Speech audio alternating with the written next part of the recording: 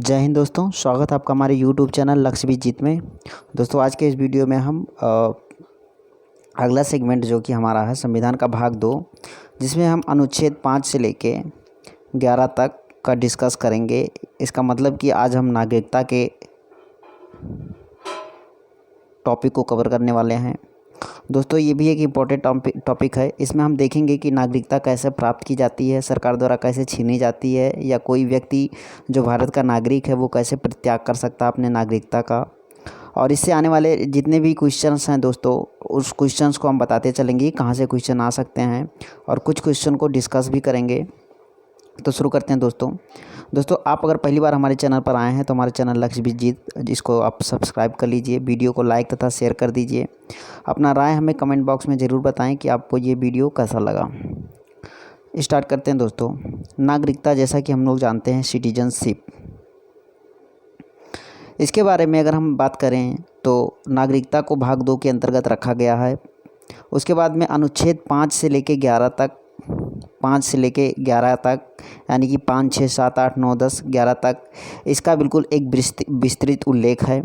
भारत में ब्रिटेन के समान एकल नागरिकता का प्रावधान है। मतलब कि जैसे ब्रिटेन में एकल नागरिकता है, दोहरी नागरिकता नहीं है, वैसे भारत में भी केवल एक नागरिकता है। डजेंट मैटर आप किस स्टेट से बिलोंग करते हो, डजेंट मैटर आप किस स्टेट से बिलोंग करते हो, आप यूपी से हो, एमपी से हो, महाराष्ट्र से हो, एटलीस्ट आप इंडियन हो, क्योंकि आपको इंडिया की नागरिकता प्राप्त है। लेकिन अमेरिका वगैरह जैसे देशों में ऐसा नहीं है, वहाँ दोहरी नागरिकता का प्रावधान है। आप किसी स्टेट से हो, वहाँ की अलग नागरिकता, और आप जिस देश से बिलोंग करते हो वहाँ की अलग नागरिकता है।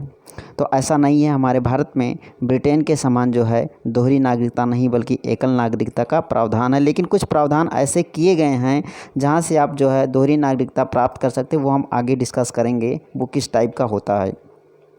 दोस्तों नेक्स्ट अगर हम लोग बात करें इसके बारे में, बढ़ने से पहले आप सब लोगों से फिर से कहेंगे कि आप लक्ष्य भी जीत जो है चैनल सब्सक्राइब कर लीजिए, और साथ ही साथ बेल आइकन के बटन को दबा लीजिए ताकि मेरे आने वाले वीडियोज़ के नोटिफिकेशन आपको मिलता रहे। क्योंकि इसके बाद हम नेक्स्ट वीडियो में भाग 3 का डिस्कस करेंगे कि भाग 3 के अंतर्गत क्या क्या आते हैं, और उसका उल्लेख किस अनुच्छेद से किस अनुच्छेद तक किया गया है, और उससे आने वाले क्वेश्चन का भी डिस्कस करेंगे। जो कि हमारा ये वीडियो यूपी लेखपाल भर्ती परीक्षा तथा यूपी स्टेट के जितने भी परीक्षाएं हैं जैसे PCS वगैरह, इन सब के लिए बहुत ही ज़्यादा उपयोगी होने वाली है। साथ ही साथ अन्य कोई एग्ज़ाम भी हो तो उसके लिए भी ये बहुत ही ज़्यादा BED वगैरह के लिए बहुत ही ज़्यादा महत्वपूर्ण होने वाली है। दोस्तों नेक्स्ट अगर हम लोग देखें तो भारतीय नागरिकता अधिनियम 1955 में पारित हुआ था। मतलब कि हमारी जो भारतीय नागरिकता अधिनियम है ये 1955 में पारित हुआ था, और इसके अनुसार ही जो है हम नागरिकता को कैसे त्याग कर सकते हैं, कैसे ले सकते हैं, वो सब चीज़ें इसी के अकॉर्डिंग जो है चलती हैं। जैसे हम बात कर लें कि इसके अनुसार भारत में 5 तरह से जो है नागरिकता प्राप्त की जा सकती है। कैसे कैसे हम लोग देख सकते हैं, जन्म से, परंपरा से, देशीकरण से, और उसके बाद में पंजीकरण से, और उसके बाद में भूमि अर्जन से। दोस्तों हम एक एक की बात करेंगे बिल्कुल। जैसे जन्म से अगर हम लोग मान लें कि जन्म से कैसे नागरिकता प्राप्त कर सकते हैं। दोस्तों अगर कोई भी व्यक्ति 26 जनवरी सन 1950 से या उसके पश्चात से भारत में जो है पैदा हुआ हो, और उसके बाद में वो भारत का नागरिक है, लेकिन नागरिकता संशोधन अधिनियम 1986 के अनुसार जो है जन्म से नागरिकता के लिए व्यक्ति के जन्म के समय उसके माता या पिता को, यानी कि उसके पेरेंट्स में से किसी एक का भारत का नागरिक होना बहुत ही आवश्यक है। ये मस्ट है। ये जन्म के अकॉर्डिंग जो भी हमारी क्राइटेरिया वो फुलफ़िल होनी चाहिए। मतलब कि जिसका जन्म 26 जनवरी 1950 के या उसके पश्चात भारत में हुआ हो, या तो यानी जो भारतीय संशोधन अधिनियम 1986 है नागरिकता का, उसके अनुसार जो है व्यक्ति के जन्म के समय उसके माता या पिता में से किसी एक को भारत का नागरिक होना मस्ट है। सेकंड नंबर अगर हम देखते हैं परंपरा से, तो भारत के बाहर किसी अन्य देश में, भारत से बाहर किसी भी अन्य देश में 26 जनवरी 1950 को या उसके बाद जन्म लेने वाला कोई व्यक्ति भारत का नागरिक हो सकता है यदि कुछ क्राइटेरिया वो फॉलो कर लेता है। अब क्राइटेरिया क्या है देख सकते हैं। यदि उसके जन्म के समय उसके माता या पिता में से कोई भी एक भारत का नागरिक हो, लाइक एस पहली वाली क्राइटेरिया के अनुसार। लेकिन माता की नागरिकता के आधार पर विदेश में जन्मे व्यक्ति को नागरिकता प्रदान करने का प्रावधान जो है हमारा, वो भी दिया गया है। अगर मान लीजिए कि अगर कोई भी माता हो, किसी भी व्यक्ति का माता हो, किसी बच्चे की माता हो, अगर उसके नागरिकता के आधार पे अगर उसको हम नागरिकता प्रदान करने की जो है सोचे वो चाहे वो, तो विदेश में कोई भी जन्म अगर लेता है व्यक्ति, अगर उसकी माता भारत की मूल निवासी है, तो वो व्यक्ति भी भारत का मूल निवासी नागरिकता प्राप्त कर सकता है। ऐसा जो है हमारे नागरिकता संशोधन अधिनियम 1992 के द्वारा प्रावधान लाया गया, याद रखिएगा, ये 1992 में लाया गया। तीसरा है पंजीकरण यानी बाय रजिस्ट्रेशन। दोस्तों, कोई भी व्यक्ति पंजीकरण द्वारा भारत का नागरिकता ग्रहण कर सकता है, परंतु कुछ क्राइटेरिया है। जैसे पंजीकरण की आवेदन की तिथि जो होती है 6 माह पूर्व भारत में निवास करने वाला व्यक्ति, यानी कि वो 6 माह से भारत में निवास कर रहा हो, 6 माह का क्राइटेरिया फुलफ़िल होनी चाहिए।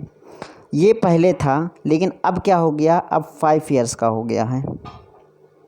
पहले 6 माह का क्राइटेरिया था कि 6 माह से भारत में रह रहा हो, लेकिन ये 5 ईयर का क्राइटेरिया हो गया। दूसरी चीज़, भारतीय नागरिक के अवयस्क बच्चे, जो भारतीय नागरिक है उनके जो अवयस्क बच्चे हैं वो जो है पंजीकरण के द्वारा नागरिकता प्राप्त कर सकते हैं। नेक्स्ट है हमारा राष्ट्रमंडल देशों के ऐसे नागरिक जो भारत में रहते हों या भारत सरकार की नौकरी करते हों, वो लोग इसके थ्रू नागरिकता प्राप्त कर सकते हैं। नेक्स्ट हमारा है देशीकरण से। देशीकरण का मतलब है कोई विदेशी व्यक्ति जो वयस्क है वो कुछ क्राइटेरिया को फॉलो करके जो है देशीकरण के माध्यम से यहाँ की नागरिकता प्राप्त कर सकता है। कैसे दोस्तों, 10 वर्ष से भारत में निवास कर रहा है, भारत सरकार से देशीकरण का प्रमाण पत्र प्राप्त कर सकता है, वो भारत का नागरिक बन सकता है अगर कोई भी व्यक्ति 10 वर्ष से भारत में निवास कर सकता है। याद रखिएगा, अभी हमने नेक्स्ट वाला 5 साल बताया था, पंजीकरण के माध्यम से 5 साल, देशीकरण में 10 साल। याद रखिएगा, ये 5 साल, ये 10 साल, ये पहले 6 मंथ था, अब 5 साल हो गया है, और ये 10 साल। नेक्स्ट है भूमि अर्जन, और 5वां और लास्ट है, मतलब कि यदि भारत सरकार द्वारा किसी नए भूमि को अर्जित कर, कोई भी नया लैंड है, अगर भारत सरकार उसको अर्जित कर रही है तो वहाँ पे जितने भी लोग निवास करते हैं वो सब भारत के नागरिक हो जाएंगे। मतलब कोई नई भूमि अर्जित कर भारत में उसका विलय किया जाता है तो उस क्षेत्र में निवास करने वाले व्यक्तियों को स्वतः भारत की नागरिकता प्रदान की जाती है। ये थे 5 क्राइटेरिया फुलफ़िल करने चाहिए। इस वजह से जो है इसके प्रावधान के अनुरूप ही भारत का कोई भी व्यक्ति नागरिकता प्राप्त कर सकता है। अब हम बात करेंगे कि नागरिकता का अंत कैसे किया जाता है। ये तो हमने प्राप्त करने की बात कर ली, नागरिकता का अंत कैसे होता है। दोस्तों, किसी भारतीय नागरिक का नागरिकता का अंत 3 प्रकार से हो सकता है। देखिए कौन कौन सा। नंबर 1 है किसी अन्य देश की नागरिकता ग्रहण कर लेने से। अगर कोई भी व्यक्ति भारत का नागरिक है और वो अन्य देश की नागरिकता ग्रहण कर लेता है तो उसकी भारत की नागरिकता समाप्त कर दी जाती है, क्योंकि यहाँ ब्रिटेन के समान क्या है, एकल नागरिकता, दोहरी नागरिकता का प्रावधान नहीं है। नेक्स्ट है नागरिकता का परित्याग करने से, अगर वो नागरिकता छोड़ना चाहे तो परित्याग कर सकता है। तीसरा नंबर है सरकार द्वारा नागरिकता से वंचित करने पर। सरकार अगर खुद किसी से नागरिकता छीन ले व्यक्ति से तो भी वो भारत का नागरिक रहने के योग्य नहीं रहेगा, भारत का नागरिक नहीं रह जाएगा। अच्छा, अब एक चीज़ ये आती है कि भारत किसी से नागरिकता क्यों छीनेगी, किस बेस पे छीनेगी। भारत निम्नलिखित में से किसी भी आधार पर किसी नागरिक को नागरिकता से वंचित कर सकती है। वो क्या क्या हम लोग देख सकते हैं। कोई भी व्यक्ति अगर संविधान के प्रति अनिष्ठा जताता है, अनिष्ठा दिखाता है, संविधान के प्रति अनिष्ठा दिखाने पर किसी भी व्यक्ति से भारत सरकार उसकी नागरिकता भारतीयता होने की छीन सकती है। ये पहला पॉइंट हो गया। दूसरा हम लोग देखते हैं युद्ध काल में शत्रु की सहायता करने पर, यानी कि अगर वार जैसी कंडीशन बन रही है और अगर कोई अपोजिशन यानी कि विरोधी देश का सपोर्ट कर रहा है तो इस सिचुएशन में भी वो भारत की नागरिकता छीनी जा सकती है उससे। नेक्स्ट है गलत तरीके से नागरिकता प्राप्त करने पर। अगर कोई भी व्यक्ति गलत तरीके से नागरिकता को प्राप्त किया हुआ है तो वो भी नागरिकता से वंचित किया जा सकता है उसको भी। नेक्स्ट है पंजीकरण या देशीकरण से नागरिकता प्राप्त करने के 5 वर्ष के भीतर किसी अन्य देश द्वारा 2 वर्ष की सज़ा पाने पर।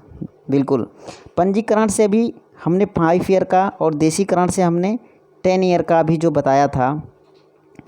तो दोस्तों उसमें क्या था कि अगर आप इसके थ्रू नागरिकता प्राप्त किए हैं और नागरिकता प्राप्त करने के बाद में दोस्तों अगर आपको किसी अन्य देश के द्वारा 5 वर्ष के भीतर किसी अन्य देश के द्वारा 2 वर्ष की सज़ा कर दी जाती है तो आपकी नागरिकता भारत सरकार छीन ले सकती है।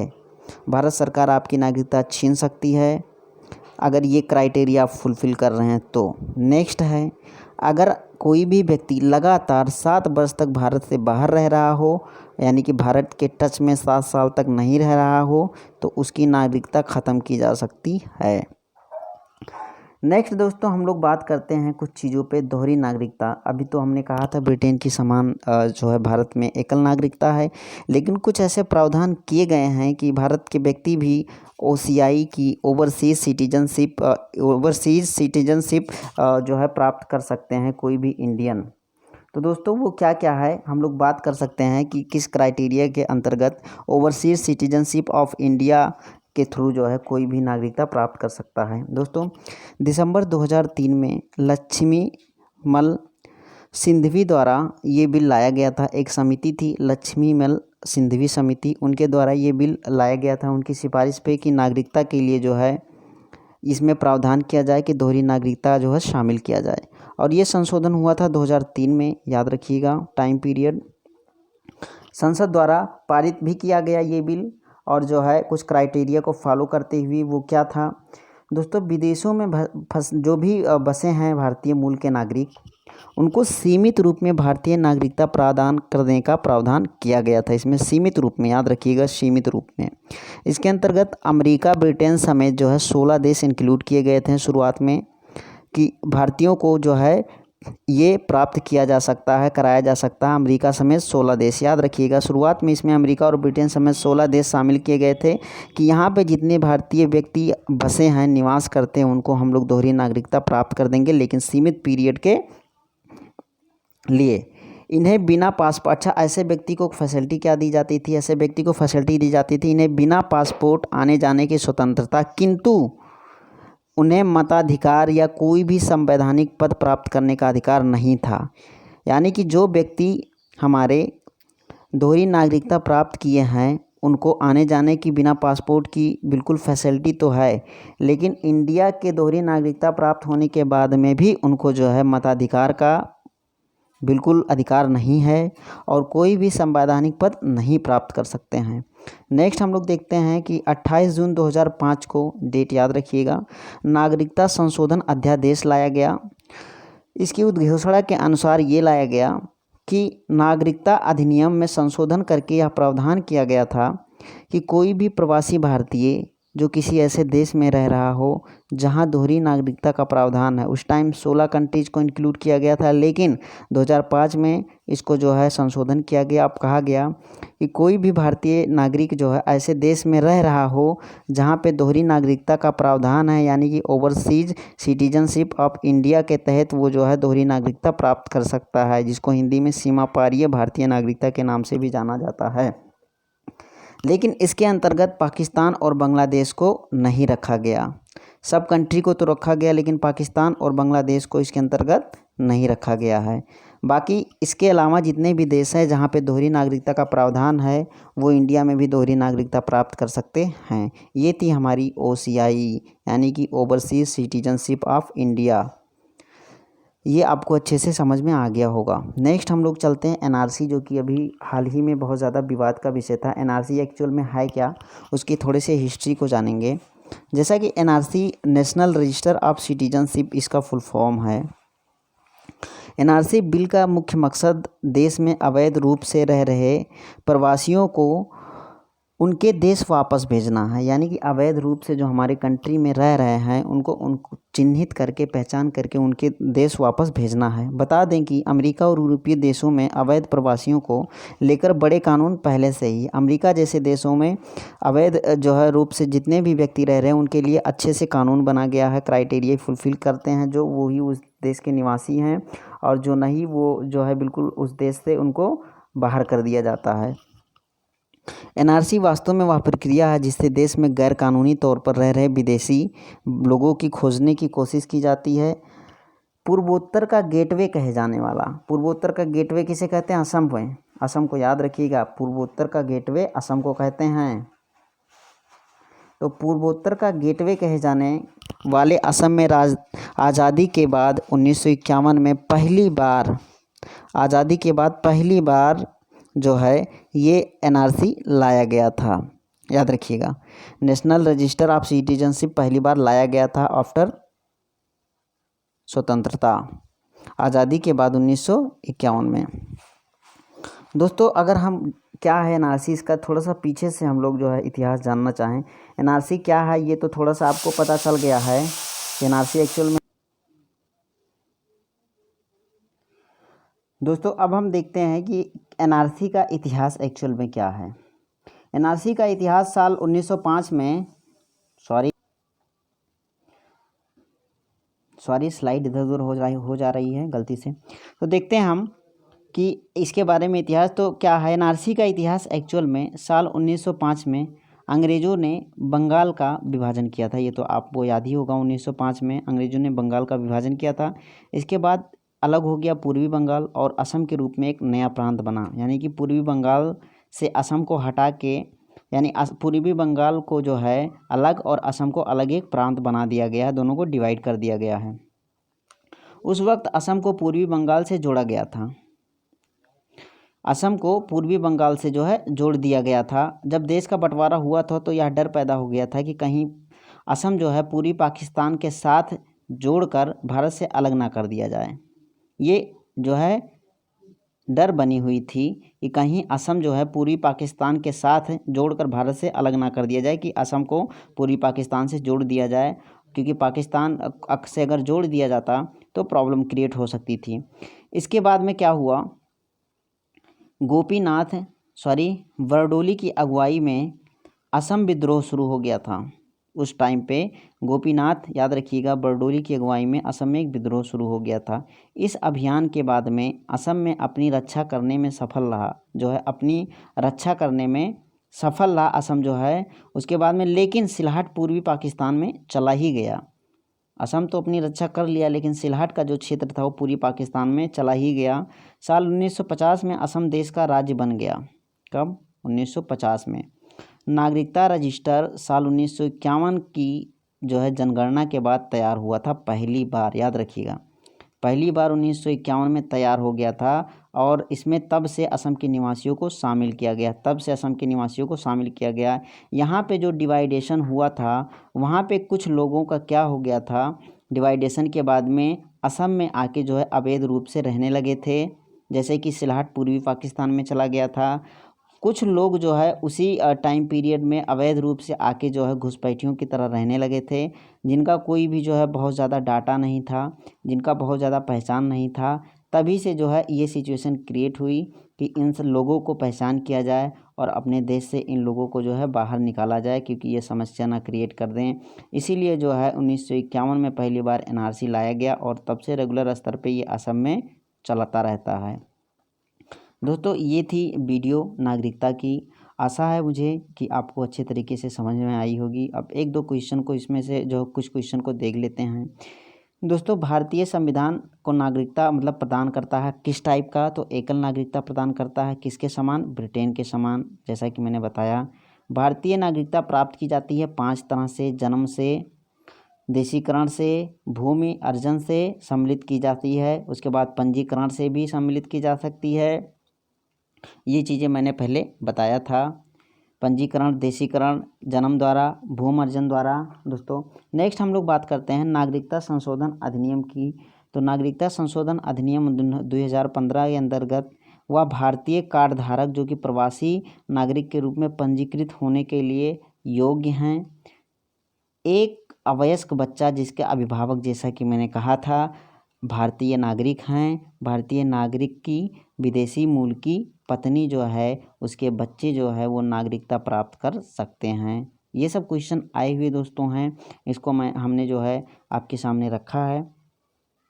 और है कि एक व्यक्ति या का परपोता या परपोती जो दूसरे देश का नागरिक है, एक व्यक्ति का परपोता या परपोती जो दूसरे देश का नागरिक है किंतु जिसके पितामह या पितामही, मातामह या मातामही संविधान लागू होने के समय भारतीय नागरिक थे, वो भी जो है पंजीकृत होने के लिए योग्य हैं।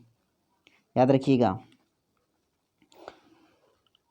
अब देखिए कौन से कथन सही है, तो इसमें सब कथन सही है कि नागालैंड, असम, मणिपुर, आंध्र प्रदेश, सिक्किम, मिजोरम, अरुणाचल प्रदेश तथा गोवा के प्रादेशिक मांगों को देखते हुए भारत के संविधान में अनुच्छेद 371A से लेकर 371I तक अंतर्दिष्ट किए गए हैं। दोस्तों नेक्स्ट हम लोग देखते हैं दोहरी नागरिकता का सिद्धांत स्वीकार किया गया था। ये पूरा क्वेश्चन नहीं दिया गया इसमें दोस्तों। दोहरी नागरिकता का जो है, अगर हम लोग इस अनुच्छेद को देखेंगे, आगे पढ़ेंगे तो ये चीज़ें क्लियर हो जाएंगी। नेक्स्ट हम लोग देखते हैं दोहरी नागरिकता का सिद्धांत स्वीकार किया गया है, तो संयुक्त राज्य अमेरिका में स्वीकार किया गया दोहरी नागरिकता, लेकिन हमारे यहाँ एकल नागरिकता है। किस देश की तरह आपको बताया है। नागरिकता के अर्जन हेतु शर्तों को नियत करने के लिए सक्षम है कौन। नागरिकता के अर्जन हेतु यानी कि नागरिकता को कौन जो है कंट्रोल कर सकती है, उसके लिए अमेंडमेंट बिल ला सकती है, तो वो कर सकती है संसद। याद रखिएगा दोस्तों। नेक्स्ट जो है वीडियोज़ में हम भाग 3 को देखेंगे कि भाग 3 के अंतर्गत कौन कौन सी चीज़ें आती हैं, किस अनुच्छेद से किस अनुच्छेद तक जो है उसका विस्तृत जो है उल्लेख किया गया है। उससे जितने भी क्वेश्चन आए हैं उसको डिस्कस करेंगे। बने रहिएगा वीडियो को, चैनल को सब्सक्राइब कर लीजिए। आने वाले वीडियोज़ के लिए आप बेल आइकन का बटन ज़रूर प्रेस कर दें ताकि आपको वीडियोज़ के नोटिफिकेशन मिलते रहें। कैसा लगा वीडियो आप कमेंट बॉक्स में ज़रूर बताएं। धन्यवाद।